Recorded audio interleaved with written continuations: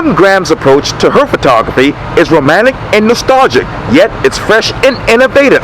I talk one-on-one with the notable Charleston photographer for this edition of Quintin's Close-Ups. And if you haven't already, subscribe to my YouTube channel and like Quintin's Close-Ups on Facebook. Kim Graham, welcome to Quintin's Close-Ups. Thank you. Very nice to be here. You're very welcome. You are a celebrity around town here. Only to a few people who like photography.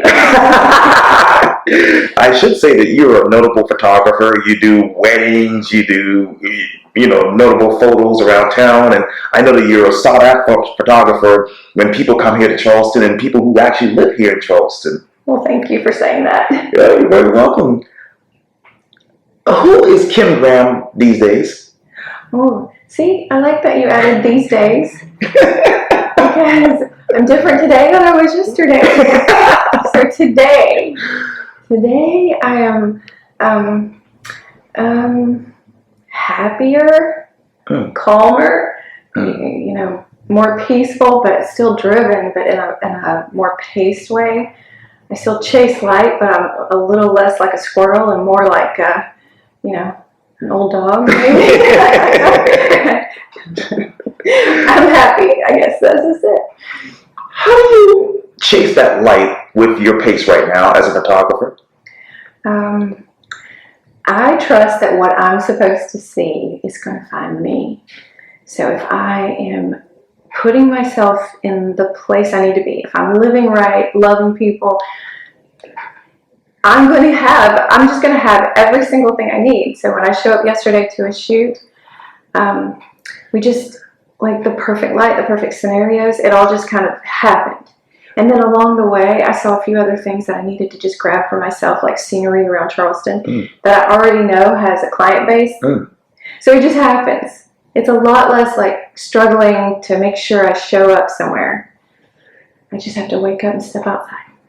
And when you do wake up and step outside as a photographer, what else do you see? I get up early. Yes. So I think I see the softer side of Charleston. Softer light. It's a little less frenetic of a pace. I see people walking their dogs and enjoying their life. I see people stopping to take note of the sunrise. And so I see people affirming their lives every morning. And when I get in traffic in the middle of the day, I'm reminded of what the other side looks like. Right. And how do you affirm your day and your life around photography? Well, I always have my camera. I pack my bag and I take it with me because I find that I always miss the shot if I don't have my camera. But I have my camera, and that's it. I just walk outside with my camera, and if I feel like shooting, there it is.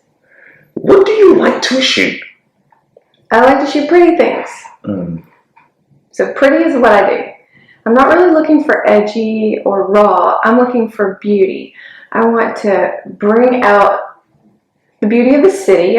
So I'm chasing after the things that are fleeting, like seasons and light, the way it moves. I want to grab it and preserve it. But then when I'm shooting clients, what I want to do is pull the beauty out of them. So I'm part therapist. Yes. Part plastic surgeon with my editing. Just by request. Photoshop, yeah. But no, again, I find that what I want to do is like help you see yourself in the best light possible. And I'm going to make sure I put you in technically good light, but then I'm going to help you feel comfortable and confident in front of the camera so that you shine. How do you see yourself in front of the light? In front of the light? Yes, ma'am. What do you mean? As a photographer, how do you see that? How do you see your light? How do you make yourself comfortable as a photographer in that light? Oh, I'm very comfortable as a photographer. Being on the other side of the camera like this makes me feel, nervous? Yes. Yes. Because I don't get to edit this. You do.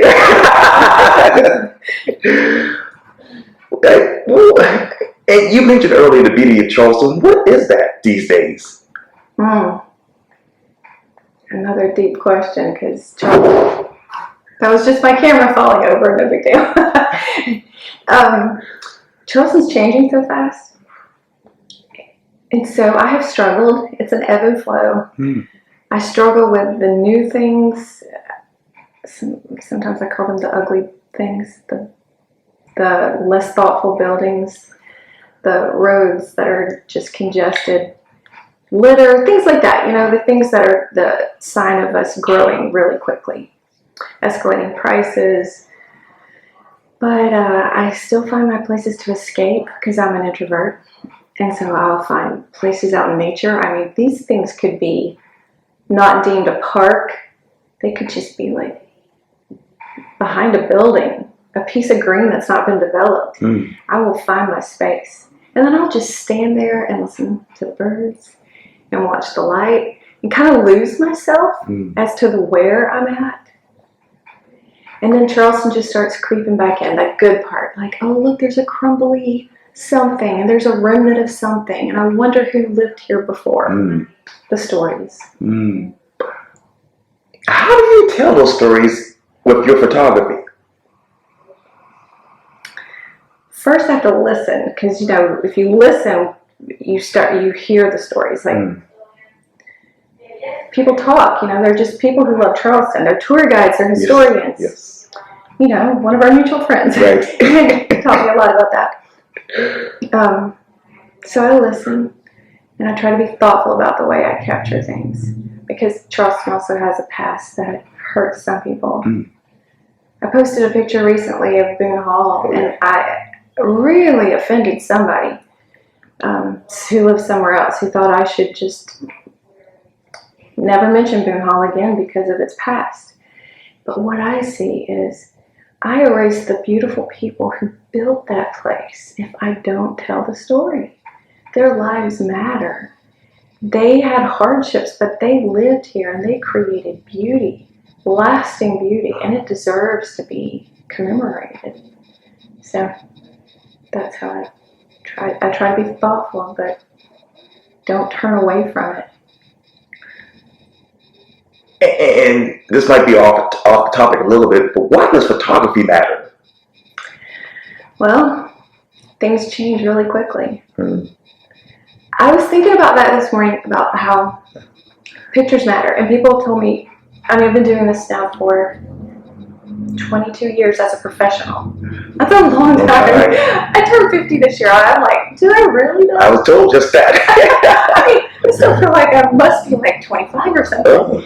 Anyway, so I shoot people's weddings, and then they come back to me with their kids. Oh, yes. And now their kids are seniors, and it's just this wild thing happening. And they tell me that my pictures matter.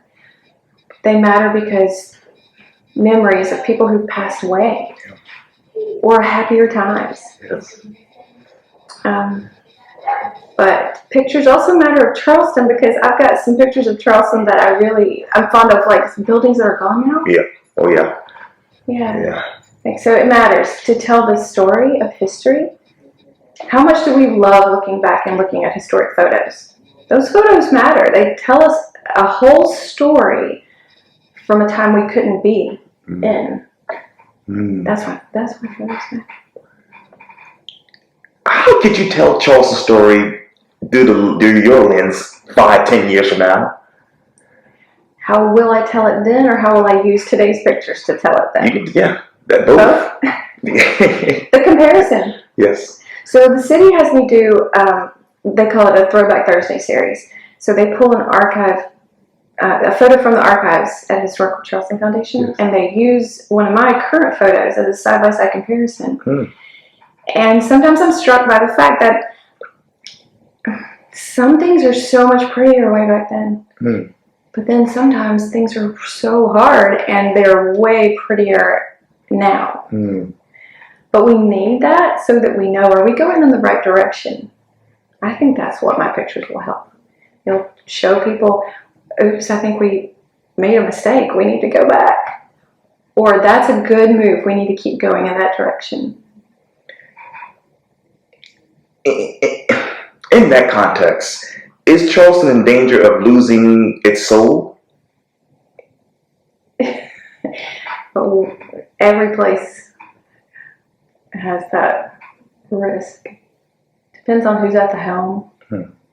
we vote with our dollars, and each of us have a responsibility to invest in what we want the future to look like. We cannot think that our small choices don't matter just because we're not the mayor or a developer.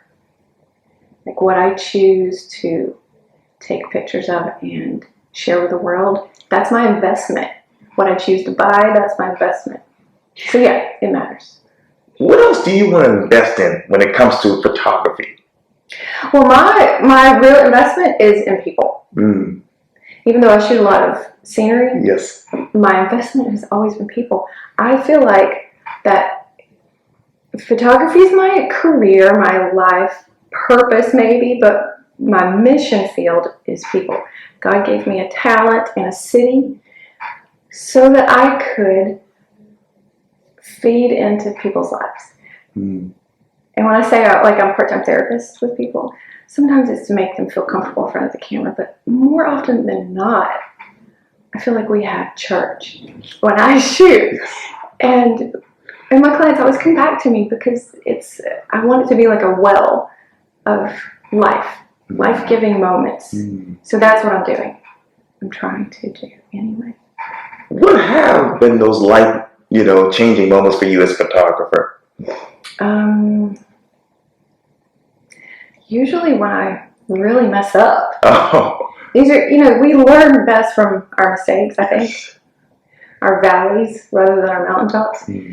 So when I've had equipment failure and wasn't prepared or missed an appointment because my calendar wasn't right, or I just failed to meet somebody's expectations, these things made me look at myself and go, well, how can I be better? And these are my moments. Also, though, what makes me feel value as a photographer is when I can see that my presence helps somebody else grow, feel beautiful. And You're scrolling through your notes. What are you doing? Well, I want to get back to that in just a second. But I know that your approach to photography is romantic and nostalgic, yet your work remains fresh and innovative. How do you remain fresh and innovative with a romantic and nostalgic approach?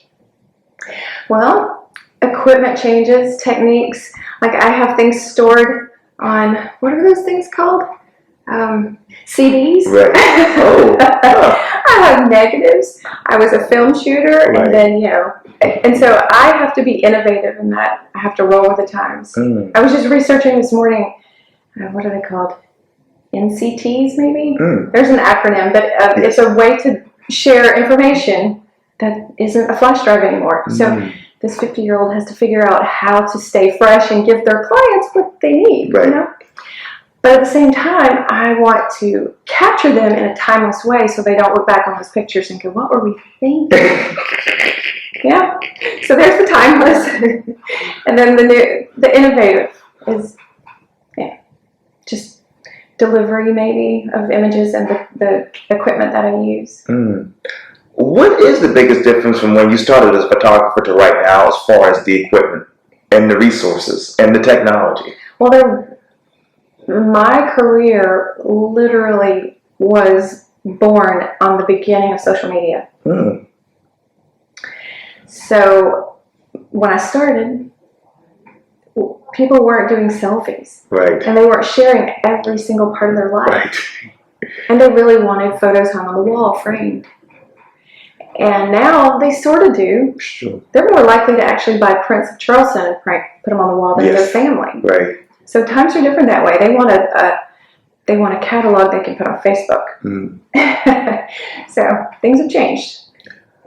When you looked at your catalog, which one of those particular photos describes you as a professional photographer?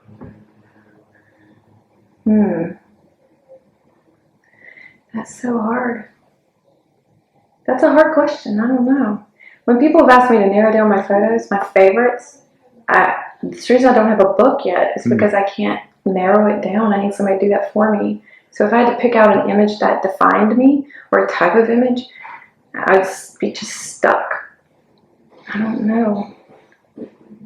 I'm evolving constantly. Yes, constantly. I think that is my defining photo, is that There's always a next one. Yes.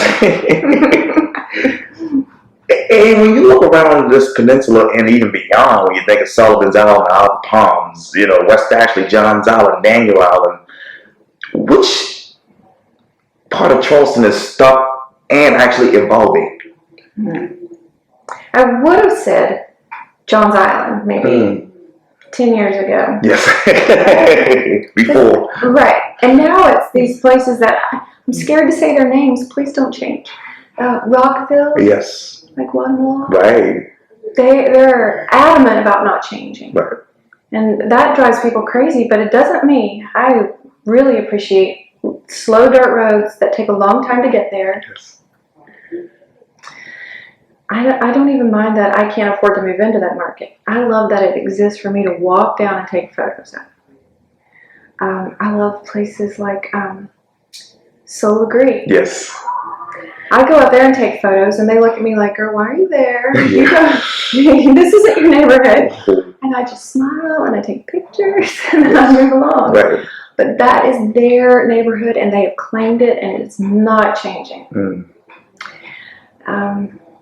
And then the places that you have to boat to. Yeah. Oh, yes. Oh, Botany Bay is my favorite place. Right. And it's preserved and protected so it won't change. Right. And even though it's eroding, there's no one throwing money at it to nurture those beaches and not let it erode. They're letting nature do what nature does. I have so much respect for that. So these are my kind of places. Wild. Yes. A little bit Wild West. Sometimes just like untouched by man. Whatever it might be. It's just those places have my heart. And that's where I go. And so they're still doing good things. Good things. And which one of these areas are actually moving along with time? Oh, right, that part of the question. Well, I would say that I don't know what they are, board of trustees. I don't know how it's governed, but Botany Bay. Oh, yes. They manage it. So they're staying with the times in that they're managing the constant flow of foot traffic and not letting it damage the land as much as possible. Soul Agree is kind of coming with the times in that they've invited in the historic Charleston Preservation to come in and put some money into restoring some things and putting national monuments up. I guess that's it. That would be my answer. Yes, yes. And I know you obviously seek out those emotive faces and tender touches, the bits and pieces of things. What bits and pieces of local things that have those emotive faces and tender touches to them? The places that have, like, the personification of Yes. Oh, yes. history. Like, I'm staring at the dental work on this mantle. Oh, yes. And I'm thinking about how it was made. Look how imperfect it is. It's beautiful. Yeah. And faces are not perfect. Right. Right? They're not perfectly symmetrical. They're not flawless. And so I look for architecture and nature that has that bit of imperfection that makes it irresistible. I don't want something to look like it came out of a mill. Right. And it has 1,000 copies of it somewhere else. It has to be unique, like a person. Oh, unique. Oh, absolutely. Mm-hmm. And what are those other imperfect, other scenarios that you look at when you look at what you just said? When I look for the beauty in things, well, like I love seeing ferns grow out of walls and sidewalks because it speaks to the affirmation of life force. Yes. Like we will continue to grow no matter the circumstances, no matter how difficult. So that's what I'm always looking for. The little things that stand out that aren't supposed to be there, maybe. Like a crooked smile. Yes. Yeah. Yeah, sorry. I just start thinking about it. It makes me really want to go out and shoot right now. What would you shoot right now? Well, middle of the day, this light is not romantic or soft. No. So I would look for shadows and hidden places. I'd probably go into the park. Oh, yeah. Yeah, we were supposed to be there. Yeah, we're supposed to be there right now. But I would be so distracted, like a squirrel. Yes. What equipment is essential for you no matter where you're going to be working? A camera with a charged battery and a memory card. There you go. I've learned that you cannot shortcut around those things. Right. I actually work like a minimalist. I don't bring a lot of equipment. Right. I'm not that person who brings light stands and assistants. Oh. So part of the evolution of me is that I don't apologize for that to clients. I send them to places where they can find their needs met if that's not their need. And so I take a quiet, personal, slow approach to my photography. And it only ever really needs that bag. So I can have everything I need. So I've got 2 cameras, 2 lenses, a flash, some extra batteries and cards. That's it. That's it. Mm-hmm. What was your approach before all of this? I wanted to be everything to everyone.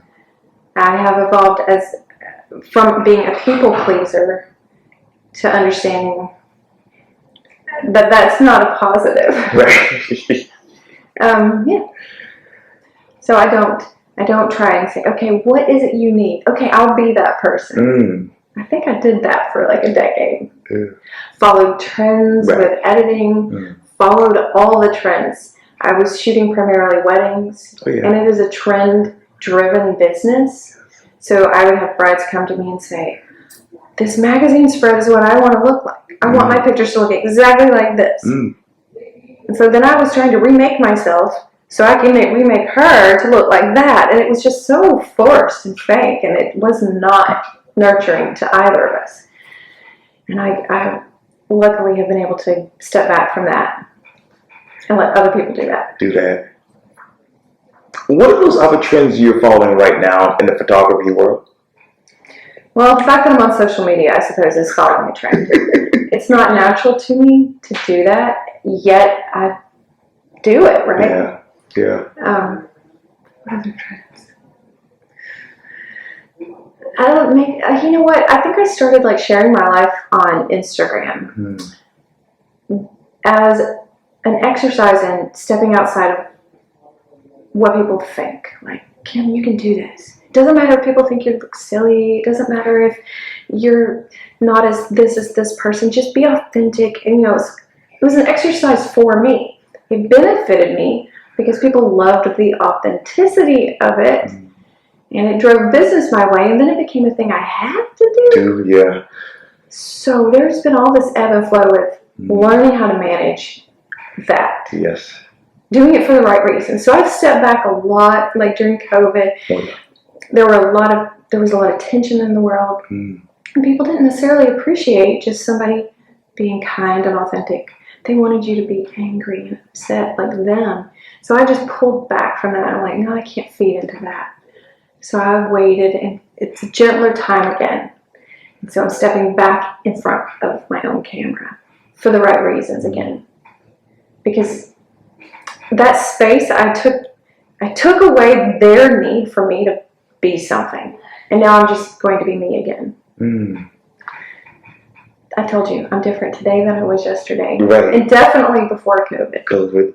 So now that you've stepped back in front of the camera, who are you as a person?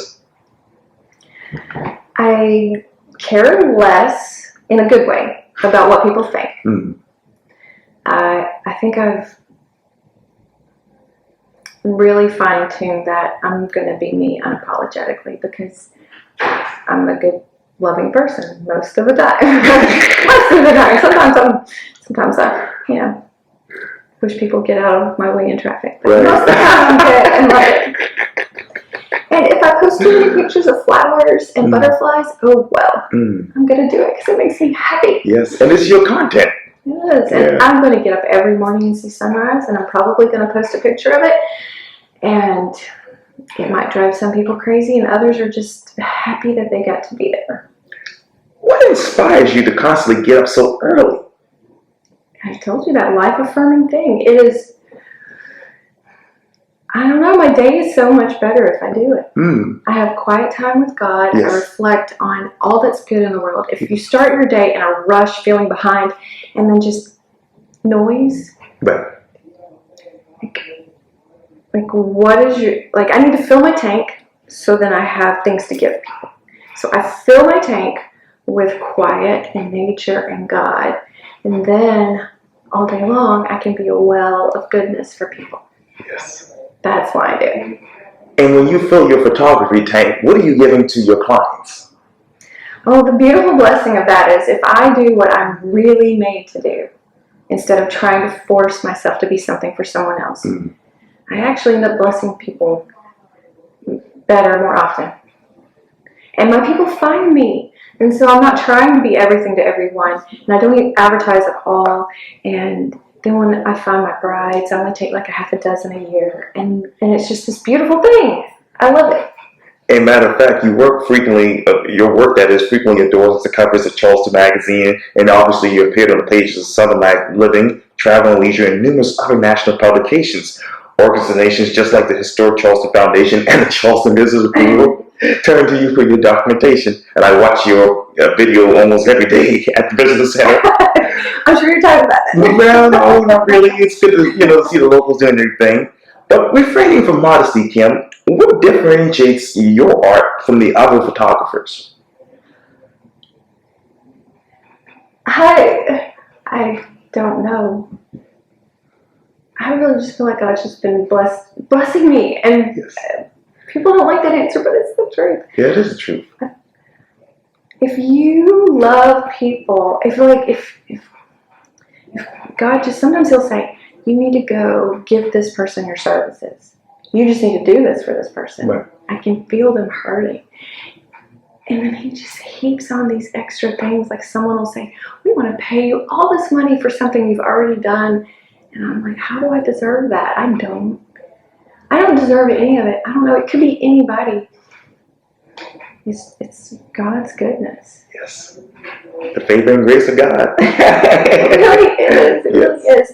But, I've got a lot of New Age friends, and I can speak that language too. And I would just say the law of attraction or manifesting. Like if you put good into the world, you get good back. Or if you handle your things with open hands instead of stingily, Right. that's a word, right? Then abundance happens. Like if you are generous, the world comes back with generosity. I don't know if it's true all the time, but I feel like it probably is true most of the time. How has Charleston come back with generosity with your photography? All those things you just said. Oh. All of those. I didn't go solicit any of that stuff. Right. And so sometimes it's something simple like a local hotel who just had me shoot for them. Well, they didn't come with me. To me, were like, we want to pay you lots and put you in magazines. They're like, could you help us? We'll give you a free night stay for this. I'm like, okay. And then I end up in all these magazines because their content and my photography, it's mostly their content. Like Charleston is where people want to be. Yes. I'm so blessed to be here shooting it. Yes. I could take my talents to someplace else and not have this experience. So I'm just blessed to be here. God gave me this time and place. I'm lucky. Before obviously becoming a notable photographer in Charleston, where did you want to take your talents to and have an experience? Well, before I was a photographer at all, I was a jack of all trades, and I didn't even know. It was my sister who said, you take good pictures, you should be a photographer. I was driving a FedEx truck here in Charleston for 7.5 years. Yeah, so I saw the area, and I always had a camera in my truck. Okay. And I would just snap pictures. It was just like, I just fell in love, and I loved being out on the road and exploring, and this was before, years and years ago. 93? Wow. Yeah, 1993. Wow. I was just a kid. You little baby. I was pretty much a kid. I was 20. So. Wow. Yeah. Wow. What's different about Charleston? What is everything? Well, a lot. That wasn't really on the map. Right. And it felt like a long drive to go to the edge of Mount Pleasant. It felt like a long drive to go to Rockville. Right. So, it's different now. Different now. Well, the sprawl. Oh, yes. There were these gaps in between. And now it's just solid people. Yes. Yes. So that's changed. And I remember I had it all timed out where if I got on the road at 10 o'clock, I would never pass another car. At 10 a.m., that's when everybody was at work. Right. And you could just go places and there was no traffic. Right. Now. It's so funny. Or Sundays. Right. I remember I used to talk about, everyone should get out on a Sunday and go see things because you'll be all alone.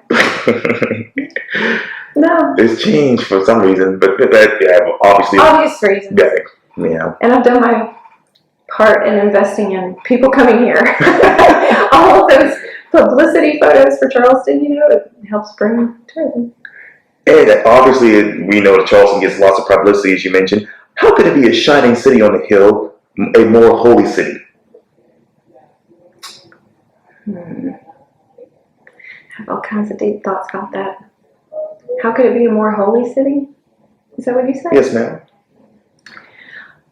Like the last really holy thing I remember about Charleston was the Mother Emanuel shooting and how the city came together and people who weren't religious were coming out in prayer circles and holding hands and praying and holding vigil, and people of all backgrounds, races, and ages were coming together to love, like saying no to the rioters that were coming from out of town to start riots on our behalf, saying no, you leave town, we are not like that. So we circled the wagons here and we stood together, and what brought us together was prayer and love. And it wasn't diluted like a non-religious take on love. It was our church leaders, like at the time, the church I was at, that pastor was leading prayer in the middle of the city with all the politicians. And, there were a few people who didn't like that, but by and large, it was like welcomed. Yes. So something like that. My faith in God is so deep. I don't see life outside of that. I'm not a Sunday church person. I'm an everyday church person. Right. And I have church by myself, out in nature, in my car, everywhere I go. And even with people who don't have faith, I pray for them before I meet them. I pray for them after I leave them. So that's how I think if we were less political and more loving, that the holiness comes in. Just like love looks like something that doesn't have to have a label. Like real love. You know when you've been loved, right? And that's a holy moment. Yes. Yes. That's how I want it to be. I want to spread sunshine and rainbows everywhere. What biblical scripture would you turn to right now and say, hey, this is going to be my feature? Okay, well, I'm bad at on the spot thinking. It always comes to me in a moment when I need it. Scripture comes to me like for the moment that I need it. But the one that's kind of embedded is my church. My church's like byline, I guess you would say. And I'm terrible with numbers. It's in Ezekiel. Oh, yes. God works all things together. Is it Ephesians? Edit this part. I'm so bad at knowing the exact place it comes from. But anyway, God works all things together for good to those who love the Lord. Yes. And obey His commands. That part's important, to be obedient. Yes. To God. You can't expect good just by sitting here wishing for it. You need to walk in love and obedience to God. Yes. Yes. But you see, I don't believe in obeying a whole lot of other things. I'm kind of an anarchist when it comes to other things. I've come upon a new self-defining term that I'm a Christian anarchist. I'm going to obey God no matter who it offends. Right. Right. I'm going to love so hard that people are going to wonder, why? Why are you doing that? Yes. Yes. Yes. This is a simple, basic question. But what will Kim Graham photography be the next 5 to 10 years? Wherever God takes it. I did not expect to be like an ambassador to Charleston. God did that. They reached out and they're like, we love your Instagram photos. Yes. Can we start buying them, using them for promotion? I'm like, okay, sure, yes. Yes. So it'll be something like that. It'll be me walking in obedience, open hands, open eyes, open heart, just like, where do you want me to go? Yeah. Send me. Yes. I mean, if he sends me somewhere else, I'll go. If he sends me to do hard, ugly things, I'll do it wherever he sends me. Because he puts it in my heart. I can't deny it. Like, chase that sunrise. Like, love people. If he says go, my daughter's talking about wanting to study abroad. She's 15. Wow. She'll be 16 this year. And she's in 10th grade. So if her senior year she wants to leave town and we move to Europe, could you imagine? But if she, if that's where God sends, it could be that. Could be that. Or I could just retire as a gardener. Yeah. I'm not kidding. I love gardening so much that I feel like I could actually put my camera down and just plant gardens. I love gardening. Wow. So, mm-hmm. Who knows? Who knows?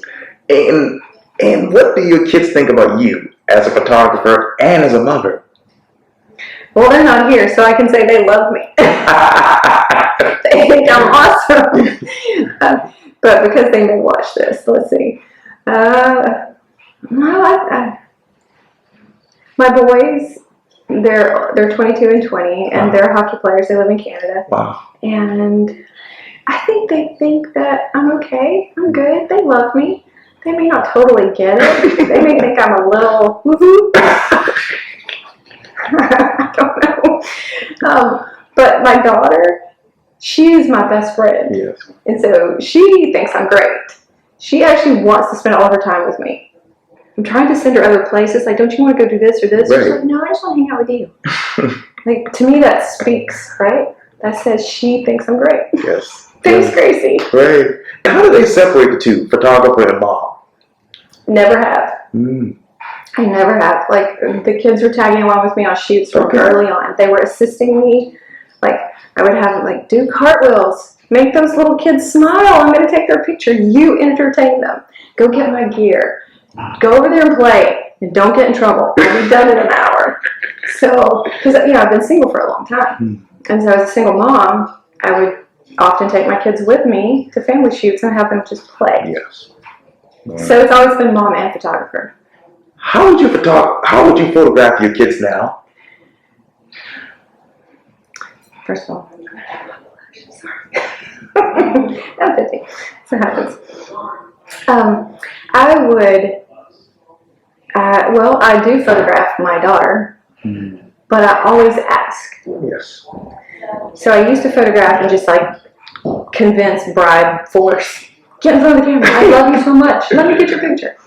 But now I respect that, they're older and they live their own lives and they're not my little kids. Yeah. So I'll say, what do you want? My oldest, he loves to be in front of the camera. He thinks he is so handsome. He does not think he takes a bad picture. He would go on a photo shoot all day long. My daughter, she once in a while will say, hey, I want to do something creative. So I'll say, what do you want to do? Right. I take cues from her. She'll tell me exactly what she wants. And then I'll execute it. And she has such a presence in front of the camera because she grew up there. So she's not afraid or ashamed. She has confidence and she's poised in front of the camera. So I just roll with that. Right. I want them to be proud of what they see and feel like they're seeing themselves and not my version of them. So I just kind of let them create in front of my camera. And how do you hope to create in front of the camera next?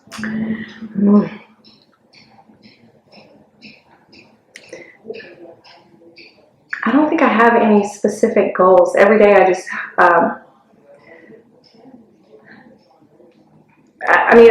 there's a lot of God talk in this because that's my life. Yes. But every day I just pray, God help me, bless them. Right. I don't know what they need. Like the family I shot yesterday, I hadn't seen them in 2 years. And I didn't know what they need. They live in Virginia. And so I just walked with them, talked with them, shot, asked them what they would like, and they're like, you just do you. And so they were themselves. I did me. And it's like cooking in the kitchen. A little pinch of this, a little pinch of that. And then it just comes together. That's how I work. That's amazing. Like a garden, right? I was just going to say. Sometimes it's slow and sometimes it's fast. You know, you're in different seasons. People are different, but it's beautiful. Like, even sometimes I surprise myself. I go back and I look at the pictures, like, that actually turned out a lot better than it felt. But then I look and it's like, wow, that worked. Right. So. What season are you in now as a photographer, a mother, a professional? Just that season that middle-aged women get into, where they seem strangely confident and willing to say and do just about anything. Yes. And I always wondered on the other side, like, how did they get there? Yes. I want to be like that, but I have all these voices in my head and doubts and comparison, and so I think I've let go of that, and so now the phase I'm in is I'm me. It's okay if someone thinks that I'm dated or not with whatever the 20-year-olds are doing or the TikTokers are doing. It's not me. Right. I'm going to create from this space of confidence and experience and comfort. And my tribe will find me. My work will find me. Yes. And it'll be beautiful because I'm not trying to be something else. That's right. That's exactly right. That's why people love you here. Oh, well, obviously people love to talk to you because you do the same thing. Don't you? Yes, ma'am. You would not get an interview with all of Charleston if... It wasn't for the grace of God. Well, if you were showboating and you made it about you, or if you were twisting their words. Right. Which I don't do it. Just let them talk. Yeah. Yeah. You know. Yes, ma'am. Yes, ma'am. You're over here with a little watering can, letting things come and bloom. Everything's a garden metaphor with me. Nice. I love it. I love it. Thanks. Well, Kim Brown, thank you so much for your time. And again, welcome to Quintin's Close-Ups. Thank you. It was such a pleasure. Likewise. Thank you for encouraging me to talk. Oh, you're welcome. Anytime. And we'll do something on Instagram one day. Yes. How do you want us on 14 seconds? Yes, there you go. Oh, great. Thanks, Quintin. Thank you.